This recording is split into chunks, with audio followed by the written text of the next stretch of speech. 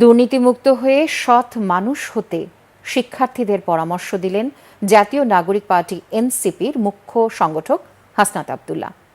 কুমিল্লার দেবিদ্বার সরকারি Riazuddin pilot model উচ্চ বিদ্যালয়ে ২০২৫ সালের এসএসসি ও এসএসসি ভোকেশনাল পরীক্ষার্থীদের বিদায়ী অনুষ্ঠানে প্রধান অতিথির বক্তব্যে এ কথা বলেন তিনি। এ সময় গেল ১৬ বছরে দেশের সব সেক্টরে হওয়া দুর্নীতির সমালোচনা করেন তিনি। প্রধান শিক্ষক মোহাম্মদ কামরুজ্জামান মজুমদারের সভাপতিত্বে এ সময় আরও বক্তব্য রাখেন বিদ্যালয়ের প্রাক্তন সহকারী প্রধান শিক্ষক মোহাম্মদ আব্দুস সবুর খান সহ অন্যান্যরা।